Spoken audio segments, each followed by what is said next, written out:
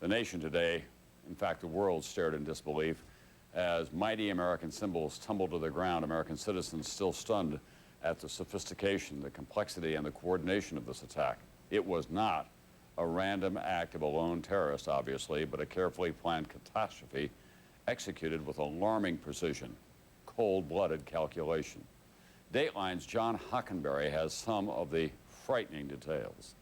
It fits into a pattern, deadly, effective. The Marine barracks bombing in Beirut, the bombing of the World Trade Center in 1993, the attack on the USS Cole in Yemen last year, and even the U.S. Embassy attacks in 1998 in Kenya and Tanzania. In each case, we find a shocking U.S. vulnerability exposed by calculating, suicidal killers looking for a way in. Into a parking garage, past a checkpoint, or right up to the side of a Navy ship supposedly on alert.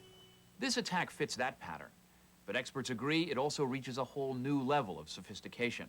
As details become clear, there is a degree of cold-blooded calculation here, a calculation of U.S. vulnerability that is quite simply staggering.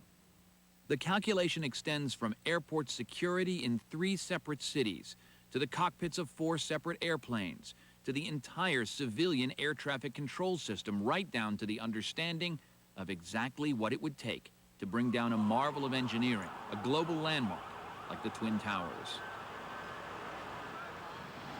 Investigators need to try to see what the terrorists apparently saw at Boston's Logan Airport and elsewhere that gave them confidence that hijackers, armed apparently with knives, could safely board 4 separate jets simultaneously. What we're talking about is not only having the people have a good understanding of security at our various airports, have those people in a coordinated effort get into those airports, be ticketed to get on board of aircraft that were fully fueled for cross-country flights, and have personnel that were trained in how to fly those aircraft. Once aboard, the terrorists had an absolute and an apparently unprecedented confidence that they could take control of the planes. They had a good understanding of what the procedures were on board the aircraft based on the reports that the stewardesses were used to lure the crew out of the cockpit. More amazing, perhaps, these terrorists also understood how to turn off their planes' radio transponders, giving them, in effect, a cloak of invisibility as they deviated from their flight paths and headed for their intended targets. This is considerably more sophisticated in terms of access to the aircraft, understanding the crew's procedures, ability to fly the aircraft, and understanding our air traffic control systems. To pull this off, the choice of planes was hardly random. The Boeing 757 and 767 are different planes, but they have identical cockpits with sophisticated autopilots. To the terrorists, this apparently meant that once they had control of the planes, the pilots were expendable.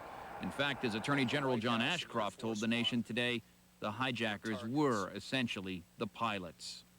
A number of the suspected hijackers were trained as pilots in the United States. That training is readily available. A cursory survey of the aviation industry by Dateline shows that training, even with sophisticated simulators for the 757 and 767, is obtainable throughout the world. Aviation sources told Dateline today that there are perhaps 70 places with simulators for the hijacked planes.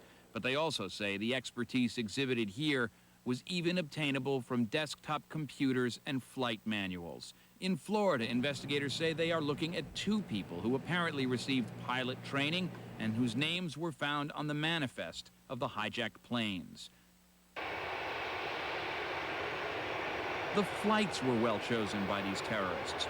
All 4 bound for the West Coast, loaded with fuel. The 767 weighs 160 tons, including 45 tons of jet fuel fully loaded.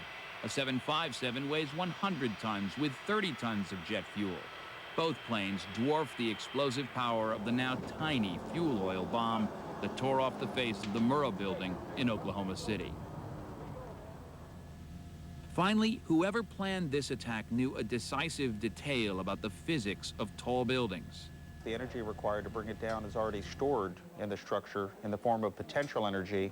All the energy used to raise those construction materials into place in the late 60s and early 70s when they built the structure is there if you could just find a way to release it and let gravity take over. Marc Loiseau is president of a company called Controlled Demolition. Release a building's stored energy, he says, its collapse becomes a matter not of terrorism, but the laws of physics. You don't have to go to the top floor. You can go almost anywhere in the structure, and given the right circumstances, you can release all of that stored energy, converting it into what is called kinetic energy. That's energy in motion, and that's what brings the building down. Yet the impact of the planes alone did not cause that failure. In fact, tall building designers try to anticipate air accidents. When this structure was designed, it was designed, to the best of my understanding, to take the impact of what was then the state-of-the-art airplane being used in our country, the Boeing 707. And if you noticed that when the planes impacted Towers 1 and Tower 2, the structure stood. As time progressed, what was clear to anyone in New York City or to the millions of people watching the horror unfold on television, fire was engulfing the building. The worst enemy of a steel-reinforced structure is heat, extreme heat. Physics professor and explosives expert Van Romero. At what point was there no chance of survival, do you think? Once the fire starts inside the building, once the building structure itself, the materials inside that building start to burn, it can race through the building faster than you can run. Engineers suspect the temperatures inside the crash areas could have quickly reached well over 1,000 degrees, perhaps approaching 2,000 degrees, beyond the melting point of any steel. The heat would have obliterated the insulation around the structure, the fire suppression system. Once this happened, nothing could save the Twin Towers. When the plane hits the building, the kinetic energy, if you will, or the momentum of the plane hitting the building is actually pretty small compared to the fuel. When the fuel explodes from the jet fuel that's on the airplane, that can really have much more devastating effect on the building itself. As engineers look at what happened to the building yesterday, they see that the window of escape was in fact tiny. The chance of survival had everything to do with where and when people started their escapes in relation to the crucial impact areas where the planes hit. It took at least 15 minutes for people to make it from the 80th floor to ground level. Those people left the building as it was collapsing. We were up the escalator about to go out the door when the building collapsed. If I didn't leave the minute that I left, I would be dead. For those who waited or were above the area of the crash damage, there was perhaps no escape. In looking at the rubble in Lower Manhattan, it's as though someone was trying to learn from the much less devastating World Trade Center bombing back in 1993. Experts say this attack seems to suggest someone learned those lessons very well. They did their homework. Even if there was no secondary explosives in the building, having the airplane hit the building where it did, a large amount of weight above the damaged location, that damaged location being further damaged by the fire, that structure could no longer support the weight above it, and the collapse ensues. There may eventually be new lessons from this attack for builders, engineers, and designers. Certainly the security of every airport, the entire air traffic control system, even the ability of air passengers to take bathroom breaks will be different from now on. Perhaps the most chilling realization here is how low-tech this attack was in the end. No sophisticated missiles, no stolen nukes, no exotic biowarfare or chemical agents. The main decisive weapon here was determination. This attack was a reminder that comparatively simple techniques in the hands of a totally determined terrorist with the right knowledge, sufficient resources on the right day, as we all saw, is more than enough to strike deep into the heart of the most powerful nation in the world. And tonight we're looking live at the scene in Lower Manhattan, the World Trade Center, the collapse of all but a few stories of the Twin Towers. We're looking at it now from across the river in New Jersey, across New York Harbor. On most evenings until yesterday morning, that was one of the most stunning sights in any urban landscape anywhere in the world. Now, it is, of course, a scene of utter devastation.